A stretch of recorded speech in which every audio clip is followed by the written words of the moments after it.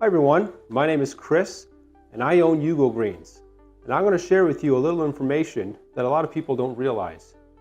When you buy pre-cut microgreens, if it so much as sits after harvest for as little as an hour, it's already losing a lot of its nutritional value.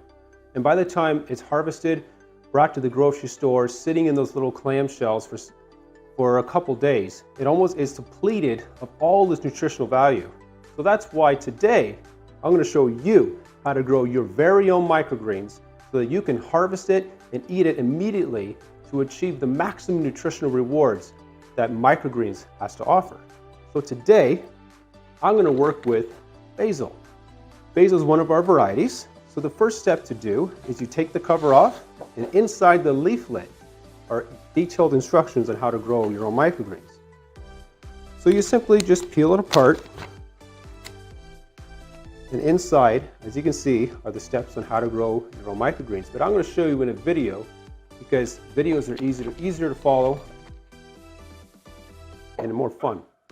So first thing to do is you take the cover off, and inside of each microgreen kit are 2 seed packets and two grow mats for 2 growth cycles. So in this case, we only need 1 growth cycle, so we just need 1 grow mat and 1 seed packet. So we put this one to the side. That's for the next time.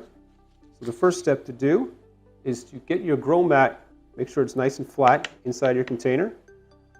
Then you completely submerge it in water.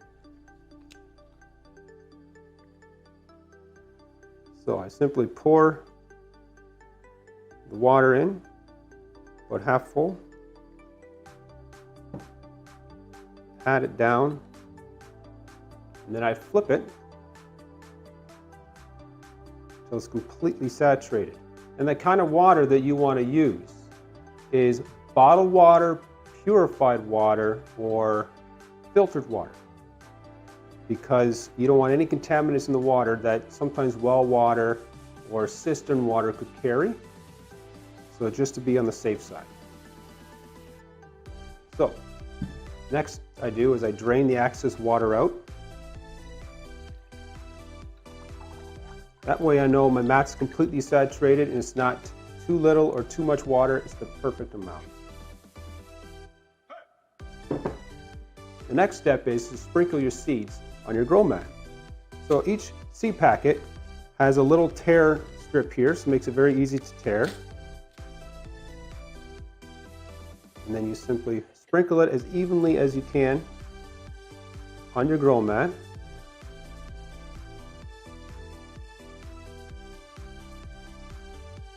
When it grows, it looks very even. Like so. Then you want to clip or take your lid and you clip it completely shut to retain moisture. And then you want this in absolute darkness for 4 to 5 days. In this case, we're working with basil. Basil takes 5 days of darkness because they take a little bit longer to germinate. So then we like to wrap it in a tea towel. So I nicely wrap it in a tea towel. Then I generally like to put it by my stove because my stove creates a little warmth for it when it's in use, because they germinate best in room temperature or even a little bit warmer. And so if it's on the kitchen counter by the stove, nicely wrapped up in complete darkness and make sure it's nicely layered, then you know that you got the perfect environment to sprout your microgreens. So you can put this in darkness 4 to 5 days. In this case, basil takes 5 days. And then in 5 days, this is actually on day 5, your basil will look like this. Perfectly sprouted, evenly, it's pushing against the plastic. It will be a carpet of yellow, hasn't seen the sun yet. And when you take the lid off, you can see, very nice. And then what you do is you put this in indirect sunlight, not in a bright sunny window, because that tends to make the microgreens grow very quickly. It stretches them out. They also tend to dry out quicker that way.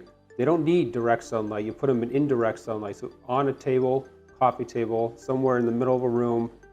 So then what you want to do is every day you add 100 milliliters of water. So this is ready to be watered now. It's been 5 days. So here's the container.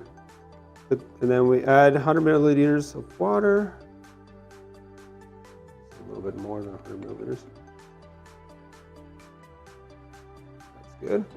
So I just simply water it on top. You can water on top, it doesn't hurt them.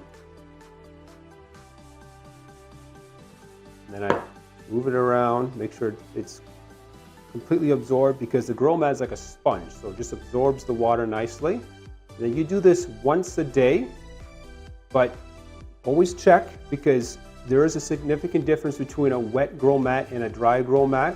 So if the grow mat looks dry and you feel it's a lot lighter than it used to be, then you know I got to add another 100 milliliters of water. Generally, once a day is adequate enough, but just don't overwater it, because sometimes it won't absorb. It could, depending on how cool the room is, it may not absorb as much as you would like. So then a day later, you look at it, the mat still looks very wet, there's sitting water still in it, then it's like, all right, just wait a little longer. But generally speaking, once a day, 100 milliliters of water is perfect. So put this in a nice sunny window, or in indirect sunlight, not in a sunny window, sorry, and then let it nicely grow. You water it once a day, and on day 10 or 11, depending on how it's growing, usually 10 or 11 is perfect, it'll look like this. Beautifully grown microgreens. This is the perfect height. It's on its second leaf, ready to be harvested. And how you harvest it is you lift up the grow mat, put your hand underneath, as you can see, get your scissors. Make sure you clean your scissors. You don't want it to be for contaminants on it. Then you snip it right at the grow mat. Just grab a little pinch just to show you. Bon appetit.